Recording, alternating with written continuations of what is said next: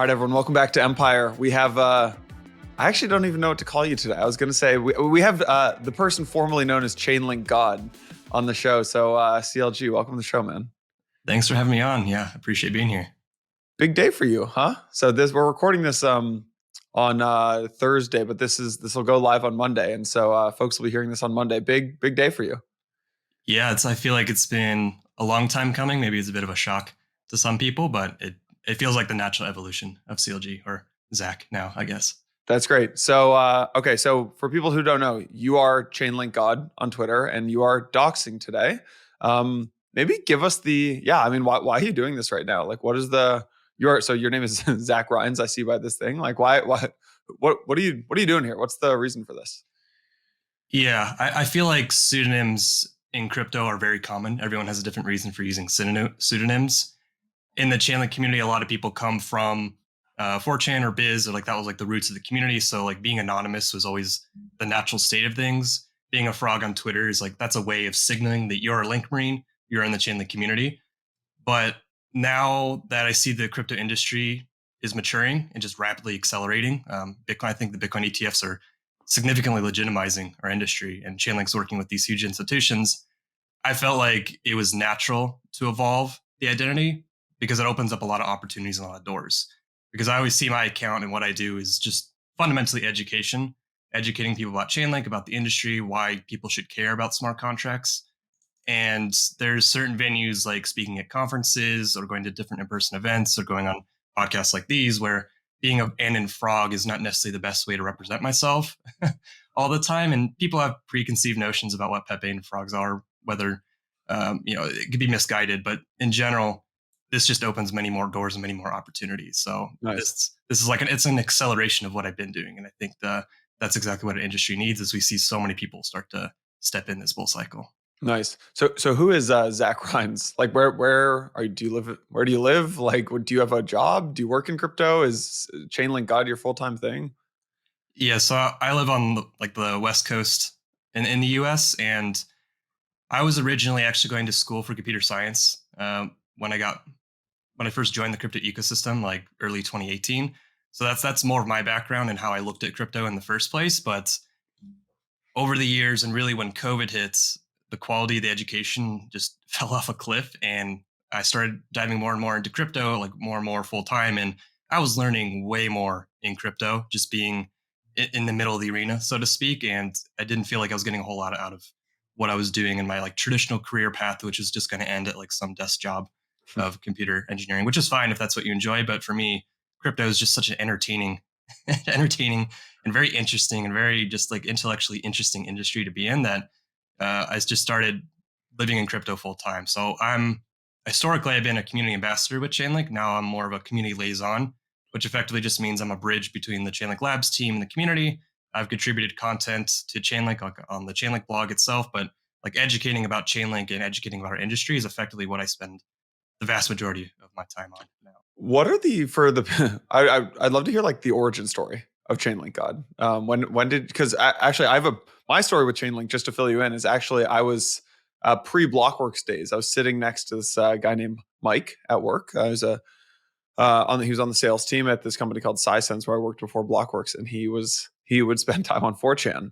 And he was the first one. I was like into Bitcoin stuff, but he was the one who kind of got me into like the whole ICO craze in 2017. And he's like, there's this thing called Chainlink, and it's going crazy on 4chan. It's like everyone is talking about it. And that was kind of my entry into Chainlink. And so I'd love to hear both like your personal story in the Chainlink community, but also like how ChainLinkGod kind of came to be. Yeah, so I stumbled on crypto like early 2018, and that was through I saw GPU prices were just crazy at the time, and I discovered you can run a program on your computer that basically spits out money. And I thought, well, that's really interesting. I have to figure out how this works. I got orange pilled with Bitcoin. At that point, I looked into CoinMarketCap and I saw that every token that exists basically was on Ethereum. And like, okay, that's interesting. What's Ethereum? So I started diving into smart contracts. And at that point, it clicked for me why smart contracts are a better format for every digital agreement. But what didn't click for me was how smart contracts are supposed to be useful for any real world use case if you needed to connect to external resources, which smart contracts can't do natively. So I intuitively felt like I didn't have a name for it at the time. I didn't dive deep enough at then, but like I knew there was this Oracle problem. If I have a mortgage agreement tokenized, how does it know what the house is worth, where it is, the condition of it, like all that metadata property? And so at the time, I got a lot of my crypto info from Reddit, which was not a good location for crypto info Same with me, actually. Yeah. in hindsight. Yeah. But I heard that 4chan had a business and finance board. I'm like, oh, 4chan and crypto, like that's got to be a good story. And actually, the first day that I went on there was this thread discussion about the institutional use case of smart contracts, basically explaining you need connectivity to backend systems, you need these data inputs, you need to be able to connect all these chains together. And it was basically explaining what the role of Chainlink was. And back then, Chainlink was just a white paper. And the team at the time didn't do any marketing. So it was just this community of frogs talking about this project, this recent token called Chainlink. And it immediately clicked for me at that time. Like, okay, this if crypto is going to really change the way society works, it needs Chainlink. It needs these connections to the external world. It needs to connect all these chains together. It just needs this connectivity. And so all of like 2018, I was just absorbing information basically on Biz, on Twitter, and all these different locations of like Chainlink was created by a company called Smart Contract, and Smart Contract has actually been operating since about 2014. And they were building centralized oracles back then. And they did different proof of concepts with Swift, with Microsoft, and they had like connections to DocuSign. So they had all these like breadcrumbs that people were digging up of like, who are these guys? Like they don't even market, and they're been working with these huge institutions. So early 2019, I started to step into the crypto Twitter land, which at the time, at least in the Chainlink community on crypto Twitter, it was just a few dozen green frogs. Really, it was a very tight knit community, very passionate, very smart, dedicated people, but it was a few dozen frogs. And I saw that within the broader crypto community, people did not understand oracles. Like people know blockchains, they've been around for a long time, they generally understand that model, but Oracle networks and especially like decentralized oracles, nobody really understood it. So I basically took the reins or decided like, okay, I'm going to educate people on what oracles are. So I started doing tweet threads, I started writing blogs, I started writing this content. And when Chainlink launched on mainnets and then DeFi Summer happened the year after, Chainlink started getting on the radar of a lot of people. And there was just so much FUD and misinformation about Chainlink because people did not understand oracles. So I tried to dispel as much information as much uh, misguided context about Chainlink and oracles as much as I could. But it was like a whole community effort of people. But I was just like one of the many frogs, just educating people at the time. But eventually, I got this following over time of people listening to me, and I kind of just absorbed and made it my whole life, Yeah. effectively. So it's really a journey of education. What is for people who have not spent time on crypto Twitter much, the Link Marines are probably the strongest community, I would say, of any community in crypto. I mean, you like post any Chainlink FUD, and you will have about 1,000 replies within an hour. How does this community like? How do you guys mobilize, and like, what are the secrets, of what's the behind the scenes, Zach, of how this community came to be, and like how you guys stayed so strong? I think the main thing for a lot of people when they saw Chainlink, they saw something like a project that was going to continue to exist in 10 years and was going to be like a pillar of how crypto operates. So everyone has this like longer term vision. They know that Chainlink's a fundamentally important technology. So and a lot of people are passionate about that because they see the weird, crazy things that go on in crypto all the time. But they know that Chainlink is going to be this cornerstone protocol and project. And so, like when the community was created, like I mentioned, like the team didn't do any communication or like marketing in 2018. They were heads down building the code itself. And so the community self-organized and came up with these narratives and just in general how like 4chan and Biz operates. Like it's a very chaotic, a very noisy environment. They basically assume every project's a scam unless proven otherwise.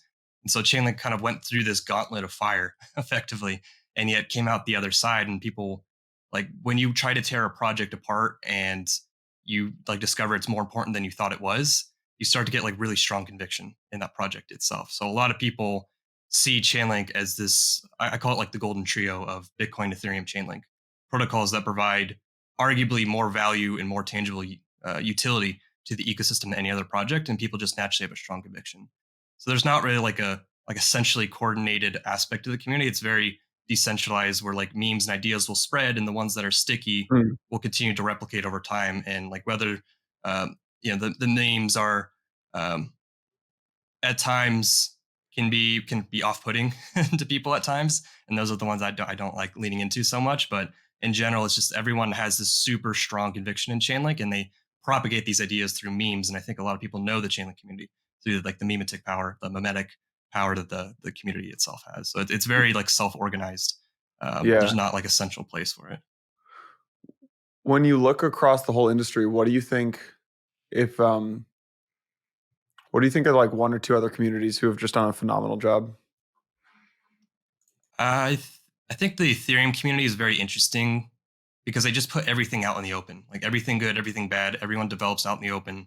There's not one team. There's like this collection of different client teams working together. Everyone, it's like a very decentralized community, like similar to Chainlink. Everyone has their own memes that they come up with, whether it's like ultrasound money or something else. But I feel like that's always a good shining example of a solid community. I think Bitcoin, that one's like a very controversial community since obviously you have like the Bitcoin maximalists, but they have just extreme conviction and they have their approach of just they know that Bitcoin is going to be like the predominant asset within crypto itself, and they're going to do everything to make sure that other people see that vision itself. So I think those two are like the shining examples probably within the industry, but I think there's other very tight knit, very niche communities. I think like the Arbitrum community is very like I've talked to a lot of developers within the Arbitrum community, and they're very like they work very closely with one another, and it's the communities that are very collaborative with one another are usually the most effective. If everyone's just focused on like shilling or promoting a token price, then those communities just they don't last because market cycles usually shake them out over time. So every community has like some energy to it, but I don't see any other community that's is so driven towards the truth like the Chainlink community is, and so passionate and so loud. Um, it's it's honestly been very cool to see how the Chainlink community's evolved to so many people at this point over time. Hmm. How do you think the Chainlink community has, for folks who are not maybe as in the community as you are, like how has the community evolved over time? Yeah, there was like a lot of it was like I mentioned, like a lot of it was born within the biz forums itself, but most of it has transitioned over to crypto Twitter itself. But I've seen a lot of people shift more and more towards basically trying to get people to see why institutions would be onboarded through Chainlink itself. Uh, like DeFi is always like a cornerstone for Chainlink itself, and a lot it's powered most of the DeFi ecosystem. But I think for a lot of the community, they know that when institutions start to step in, Chainlink is going to be the predominant uh, protocol that they're going to be used to onboarding, whether to connect their backend system or whether to connect different data inputs so that their tokenized assets would be useful. But in general, I still, even as years later, I feel like people get into Chainlink for the same reason that Chainlink is working with the largest institutions. It's arguably the most useful technology within the entire ecosystem and space itself. And over the long term, there's a real value capture opportunity to be the ultimate connectivity or interoperability layer between all these layers. So even though the memes have evolved, there's way more people in the community. The focus is shifted a little bit more towards institutions and tokenized asset adoption. It's still the same fundamental reasons why people care about Chainlink, and they know that this is going to be a long-term project that's not going to go away anytime soon. So a lot's changed, but at the same time, fundamentally, not a lot either. Yeah. Um, yeah, that's interesting. What I guess going back to your docs, Zach, like what do you think what were the toughest parts of being an I guess what were the pros and cons of being an anonymous person, of being an anon? I mean, the pros, people usually stick to the ideas you say versus the person you are. Like they Mm. don't dig into your background necessarily as much. My sense is, for most people, by default, you should probably be anonymous or have a pseudonym. Like there's not unless you have a good reason to be You doxed think or have an most people identity by default should be anonymous? within crypto Twitter. I think so. Yeah, unless you're Really? trying Why? to. Thing is, like it really just comes down to people stick to your ideas versus your identity itself. Like your background identity really shouldn't matter if your ideas themselves are good, unless you're trying to go speak on stage or you're trying to create like a brand or trying to create more of like an educational campaign um, Mm. for people. But if you're just trying to absorb information, then there's not really a great reason why you should be doxxed in the first place. I feel like by default, it's usually Wow, just the that's safest interesting. approach. I guess I mean, my take on that would be it lends credibility. Like in a space where there's so many scams and so much like I don't know, just like bad stuff out there, I feel like because there's like, inherent it's a new industry, but then money has also entered the scene, and new industries are inherently kind of crazy and speculative and filled with scams and stuff. But now when you add money into the layer, like it's even worse in crypto sometimes. And when you have a real like a real person, I'm putting quotes around this, like with an actual face, like a doxed person, then it kind of lends a little bit of credibility to like what that person's saying. But I don't know, maybe you haven't found that. Yeah, and there's a degree of accountability where what you say and what you do is going to be sticking with your true identity over time. You can't just delete the account and then you're basically gone forever. But at the same time, some of the biggest like bad actors in our industry have been dox people like SBF and like 3C and like a lot of these other entities. But in general, yeah, if you're going to be doing something sketchy, then you might be inclined to be more anon itself. But I think the vast majority of people who get into crypto, they're not trying to be sketchy. They're just trying to invest or they're trying to learn about projects. And in that sense, I feel like there's a whole nother aspect of like when you're pseudonymous, you can kind of brand yourself around a certain project and signal that you're aligned with a certain project. So like within the Chainlink community, that's like hexagons, that's cubes, that's like frogs.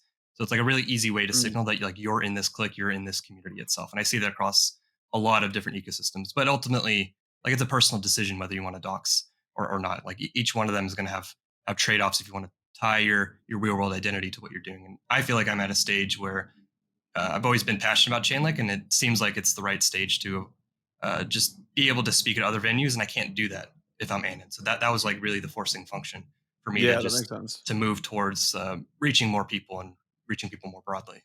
I've always thought the best way to grow an audience on Twitter, like if I were starting new, I would actually start as an anonymous person, as an anon, and I would basically try to own a super specific niche, right? I'd be like the person who just tweets about Arbitrum developers better than anybody else in the world, or the person who tweets about restaking better than anyone else in the world, and grow that account to like, I don't know, 50, 100,000 followers. And then once it's time to actually like maybe, I don't know, you want to go start a company or something, then you docs. So I think you've done a pretty good job at that. And one other thing I would add is it's kind of a one way door. If you start Anon, you can go doxed. If you're doxed, you can't really go Anon. So if you prefer that type of optionality, Yeah. it's like a natural evolution. You can't really go the other way. Another option though is you could have two, like I think a lot of big DeFi founders, I don't really know many investors who have this, but a lot of the big DeFi founders have like, kind of shit posting anon accounts as well with tens of thousands of followers, and people just don't know that that anon account is, insert founder. So Yeah, it's not super surprising. Like once you reach a certain status, you can't be shitposting on main exactly, at a certain exactly. point. Um, Anything else on the docs that I'd be curious like how long you were thinking about this, and maybe I asked about pros and cons of being an anon. Like what are the pros and cons of being Zach Rynes instead of being ChainLinkGod? Yeah, I mean, obviously, people are gonna know who I am, and they may dig into my background. Is what it is. Like that's just kind of something you have to accept. I have thought about it for quite a while, and was thinking about what the right time would be, and it seems natural. Just everything I've seen in crypto accelerating, what I've seen with Chainlink accelerating with institutions. I don't necessarily want to see like the first entry point into the community to be like an Anon frog. At least for me personally, I feel like it's more natural to just see like a quote unquote brand ambassador to be like a human and somebody you can connect with and hop on a call with and talk with as a human. That kind of seemed like a natural point for me, but there's probably like more unknown unknowns. Like you never truly know what's going to happen until you just rip off the band-aid and you make the shift over. Yeah. But for me, it seemed like a very logical time and a logical decision for me to make at this time. But ultimately, it'll be interesting to be like the doxed person within a community where a lot of people are anonymous. I'm not saying other people need to dox. Like you, people who want to stay pseudonymous, that's perfectly fine with me. But in general, I think it'll be interesting to see uh, if other people make the shift at the same time. Because I think there's been other people who've also moved from being doxed to undoxed, but I don't know if that's a super common theme within our industry for the most part. At least maybe there's other examples, but I haven't seen that happen so often. So there wasn't a whole lot of other examples for me to really look at to see what happens. Yeah. Do you like are you in the community of all the other big anon people, and you guys have all like Telegram group together and you kind of know who they are, but no one else is doxed? There's people I've met in person, like at SmartCon last year. I met some people in the community, they're fantastic. They're awesome fucking people. But there's like different group channels. There's different like Telegram groups, different Twitter groups. Like there's not necessarily one group. There's a bunch of different groups, but like some people I've connected with in the Chainlink community over like a number of years, and so we've met up in person, like very tight knit. But on Twitter, like I'm not going to dox them, right? And like it's up to them to make their decision, and they don't have to make that move if they don't want to make that move. So, Yeah. but when you connect with people over the years, you just naturally meet up. Um, awesome, man. Anything else on the docs that you want to share? I want to talk about Chainlink as well, obviously. Yeah, I mean, I'm happy to talk about Chainlink as well. I think the only other thing is I still feel like, I mean, people know blockchains very intuitively, very well, and not so much oracles. And I've never seen myself as like the only educator within the Chainlink community itself. There's a lot of good people and a lot of education, and you don't have to move towards being doxxed if you want to educate people on Chainlink. Like doing tweet threads, doing podcasts, doing blog posts, like you don't have to, the identity behind that doesn't necessarily matter. What matters is the information itself.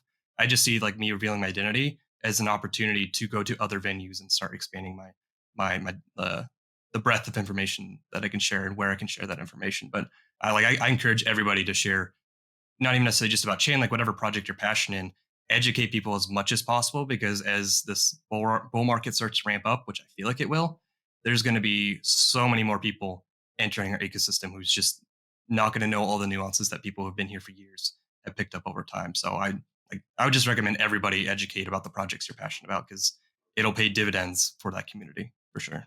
What do you think of what does the Oracle landscape look like today? Because I feel like basically Chainlink, people don't like using the word monopoly, but like Chainlink kind of owned the whole market, I would say, in oracles. And this year, there's been, or the last 12 months, there's been kind of a rise of some other oracles have come onto the scene, right? People like Chronicle, people like Pith. I'd be curious how you see like the state of kind of the oracle market today. Yeah, a lot of people know oracles because of price feeds. That was like the initial product market fit of oracles. Chainlink launched price feeds back in 2019, and that eventually led to DeFi Summer accelerating as it did.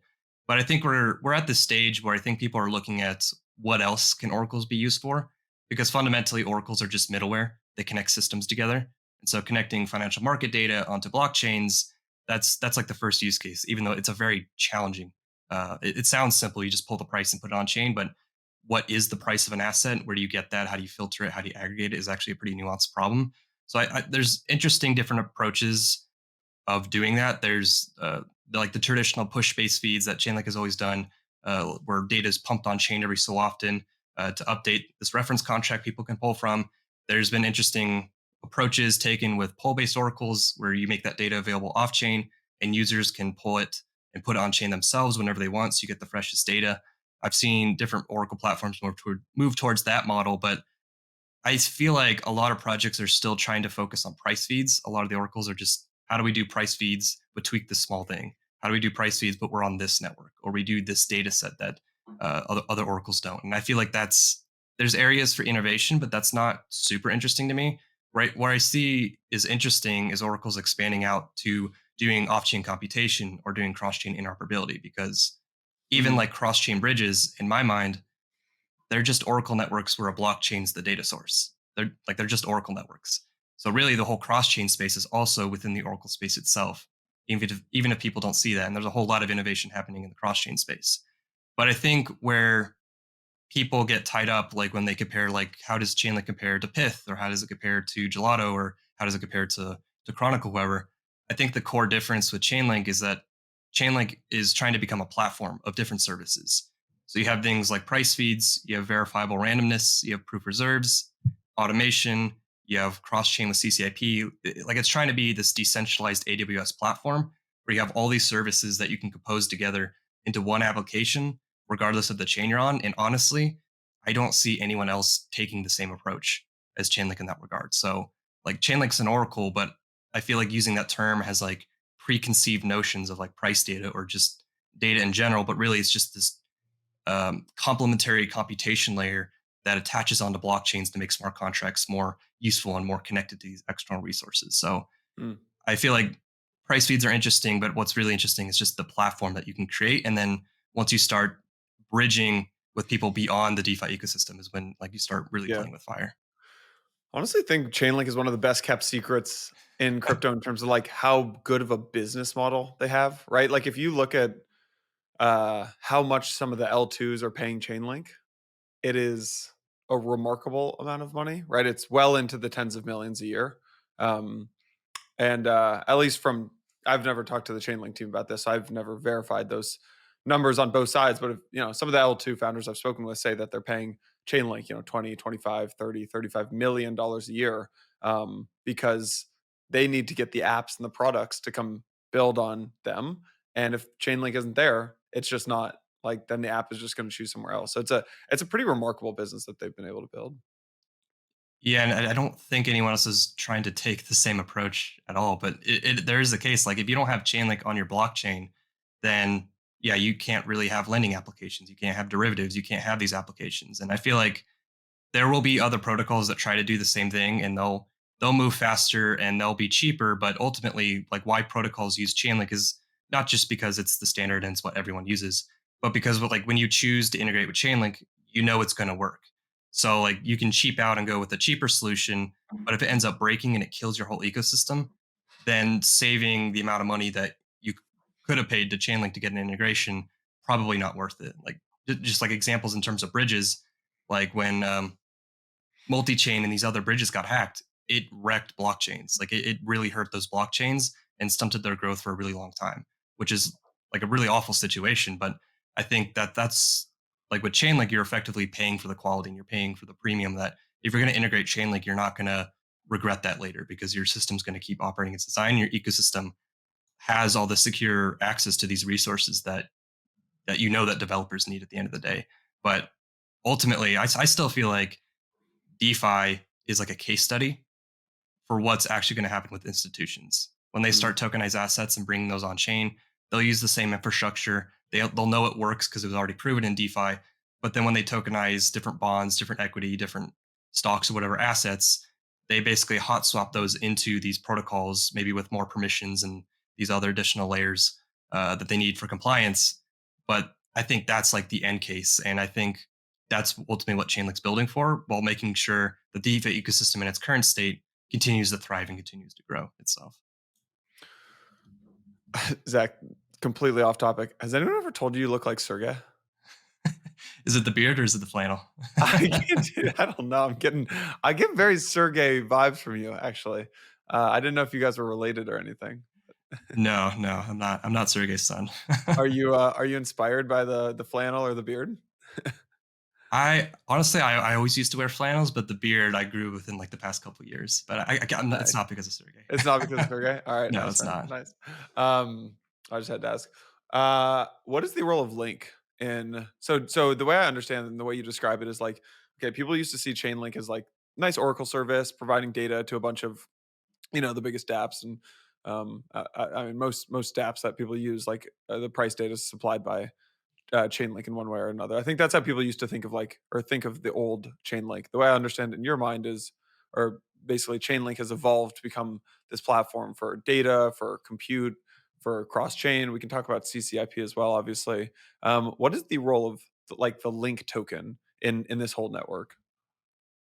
Yeah, I'll set some context because I think one thing to also answer is like why does decentralized infrastructure even need a token in the first place? Why can't we just use cash or ETH Sure. for everything? Fundamentally, like when you create a new decentralized network, you have the users on one side and then you have the infrastructure on the other. But nodes aren't going to join a network if it's not profitable for them to join the network, and users aren't going to pay to use a network if there aren't already nodes operating in that network. So you kind of have this cold start problem where if you have no usage, you have no infrastructure, how do you bootstrap that? And the cool thing with tokens is that they trade on the market. And so you can use tokens to subsidize the supply side, create this network of nodes that are individually profitable to attract the users, and the users start paying fees. And then eventually over time, the goal is that you can actually reduce that inflation to nodes. So it's just fees going from users to infrastructure, and you have this whole sustainable ecosystem. So fundamentally, like blockchains, Oracle networks, decentralized infrastructure, it cannot exist without having a token in the first place because it can't even be bootstrapped into existence. It's like fundamentally you need a token, but that doesn't necessarily mean the token is accrues value. And so that's kind of the other aspect with Link, where I think of it really in two prongs. One, it's the payment token. So similar to ETH on Ethereum, you pay with Link to consume the services. Chainlink's building towards something called payment abstraction, where you can actually pay with non-Link like ETH or BNB or Matic and these other tokens that go into the system and eventually get converted to Link and then paid out to the service providers. So as a developer, you don't even have to like touch or even know that the Link token exists, which is really good for developer adoption and for institutions who want to pay in like stable coins and traditional assets. And ultimately, like paying with that token means those service providers have a financial incentive to be honest because they're paid in that network's native token. If the network's malicious or gets corrupted, the token not only can be slashed, and I'll get that into a second, but it could be devalued. And so what these nodes get paid in and what they hold is tied to the health of the network itself. So that's why if you launch a new independent L1 blockchain, you're not going to necessarily use ETH as like the core currency for everything, not only because you can't issue more ETH to pay and subsidize nodes, but if your network gets corrupted, ETH won't get devalued because of that. But the other side is staking, where this is still being fleshed out more and more, but that's just node operators putting up Link as collateral to back their services and getting slashed if they're malicious. The theory really is like eventually over time, every Oracle node operator will basically be the same performance, security, reliability wise. So how do they differentiate each other? And that comes down to how much staked collateral that they can offer either themselves or it's like through delegation models. That's like a differentiating factor. And as Chainlink becomes more and more of like a self-service, build your own Oracle network, uh, easier to consume marketplace, then that becomes a very easy way to choose node operators is like historical metrics, what jobs they support, can they even do what you want them to do, and how much collateral, how much skin in the game that do they have. Skin in the game, both like can they be slashed and just they own the token, so they have like their incentive is aligned with the network itself. And so I feel like people get why tokens are used in blockchains because they pay for gas in them and they have to use them. Chainlink is infrastructure that's used by developers. So if I go use Aave, I don't need to go get Link to use Aave. So it seems like the token's not used, even if in the background the services like CCIP still use Link, even if it's converted from other value itself. So there's like a bit of a knowledge gap there. The economics is still like it's being fleshed out more and more, and not everything's necessarily super easy to track the flows. But Chainlink's working on like building more and more of this unified billing where every service has like a unified billing interface, and so you can consume any service with like a single balance itself. But that's something that's like still being fleshed out and worked out over time. Mm. Can you just expand on CCIP? Yeah, so I mean, I think everyone's seen how brutal bridge hacks have been over the years. 2.8 billion, I believe the number is lost in total, which is just absolutely horrific for an industry. So CCIP really exists to solve that problem and operates not only at the highest level of security, but operate with features like risk management network, where CCIP isn't actually like a single network for cross-chain interoperability, but it's actually multiple networks connecting each of the chains plus an independent risk management network that basically monitors all the activity and can shut down the network if any abnormal activity uh, happens. But I feel like most people look at bridges and they think like I can move shitcoins from chain A to chain B, which is useful. I also need to move my shitcoins from chain A to chain B. But I think really, it really just comes back to institutions for me is it's not only the interoperability of being able to connect all the DeFi, like all the public blockchains together and being able to connect all the private chains together, once we're able to connect those two worlds together into one ecosystem, you really need standards on both sides because they will be built in silos initially just because of regulations and other business factors. But if each side is using the same standard, they can easily interoperate with one another. Plus, I don't think a lot of people realize, but with CCIP, you actually have this capability of using CCIP as like an abstraction layer. So if an institution wants to connect to 100 chains, they don't want to connect to 100 chains individually. That's just extremely complicated, costly, and you have to manage so many different gas tokens on so many different chains.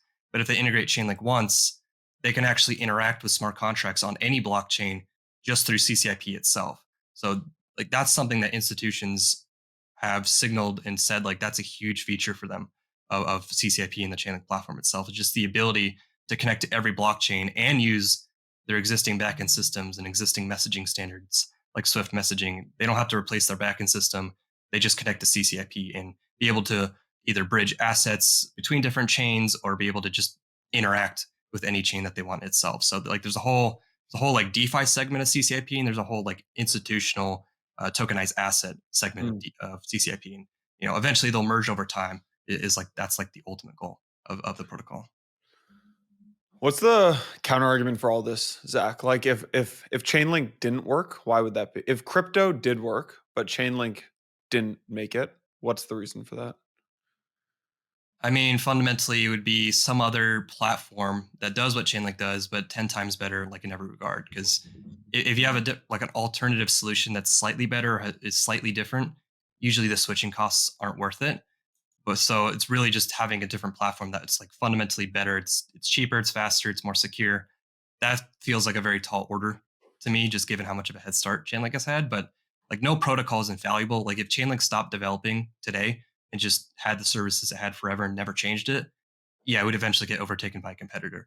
Yeah. But Chainlink's not going to stop building either. They're going to keep building new products and improving the products based on feedback. So like in my mind, the trajectory of where Chainlink is going would have to like fundamentally change and like ignore what user feedback is or something to like seriously break. But like I don't feel like that's super likely. But obviously, no protocol is like going to be like I don't think anyone right now can declare themselves to be the definitive winner. We're so early. I wouldn't even say Bitcoin is a definitive winner yet. I think it's getting there. I think it's very clear, like for institutions who are stepping in now, but like every protocol cannot rest on their laurels just because they were successful. They need to continue to keep innovating. They need to continue improving their services. So it's not we're not at the end game just yet. So I think that would be like a failure case scenario for Chainlink. Yeah. Zach, what percentage of your net worth is held in Link? Probably an amount that would make most people uncomfortable. Actually, going into at the top of 20. You remember when Chainlink had that crazy run up from like $3 to 15 to like 30 to 60? Do you remember that? Yeah, So pre DeFi summer even. the link that I had bought when I was sitting next to that guy, Mike, I had just put it in some ledger and like just forgotten about it. And all the other things I bought then, like had gone to it was like Omise Go and Civic and all these other randomized Bloom. They all zeroed out, and so I just had forgotten about the ledger.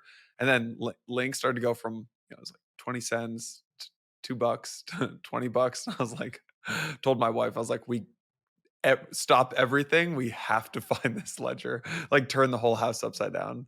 Uh, but and yeah, anyways, I have a soft spot in my heart for the Link Marines just from like my early days of Link experience. So that's cool, man. That's very cool. Anything else that you're really excited about outside of Chainlink?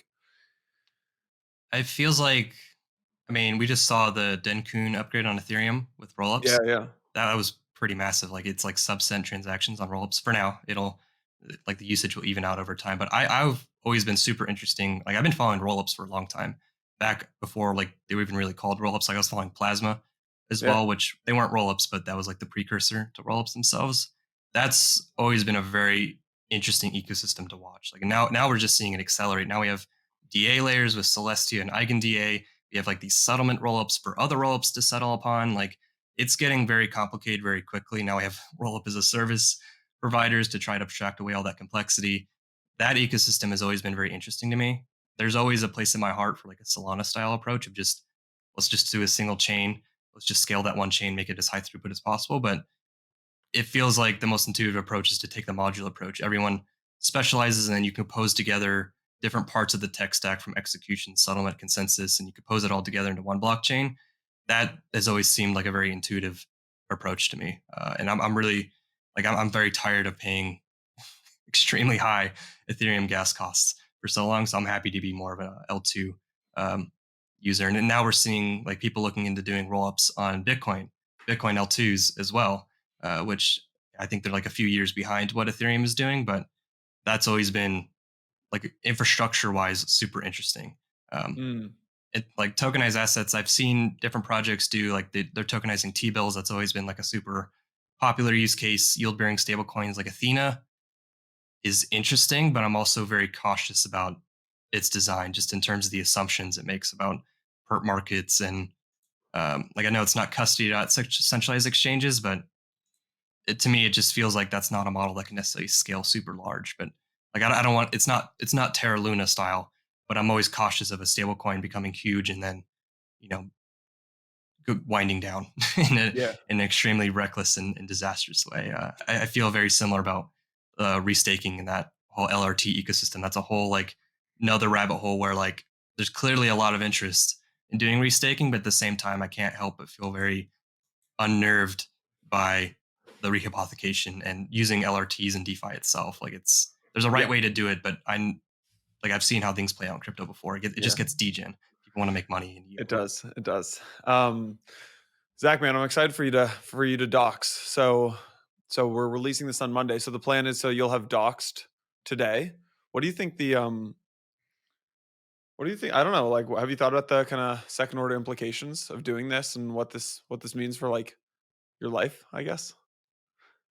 Yeah, I mean, things that I have more private, or maybe not become as private before. I think most people would be like, I feel like most people would be pretty accepting of it. There's always going to be like trolls and whatnot, but I mean, I have thick skin. I've dealt with that over many years over the internet itself. Um, I think really just comes down to like partitioning my time. Like Mm, what I want to scale more into is speaking more at like conferences, and ideally that's a door that opens up significantly for nice. me and doing other podcasts and doing like um, more educational platforms. But I don't know until I rip off the band-aid and then see how people ultimately react to it. Cool. Well, I'm excited for you, man. Anything else that you really wanted to cover today? I mean, I think one thing like I've seen different people talk about the ecosystem being either it's going to be multi-chain or it's going to be cross-chain. To me, it feels like it's inevitable that the whole ecosystem is going to just converge towards being cross-chain itself, just in terms of the UX itself. Like one of the primary issues that I've always seen within the space has just been the friction of using crypto, like the UX of crypto. Like I have huge gripes with MetaMask just in terms of the UX that it offers, but like there's going to be a million different chains out there, and there's going to be a million different gas tokens out there, and people are going to want to bridge between those different chains itself. So like there needs to be abstraction solutions out there. And I feel like CCIP is a major abstraction solution.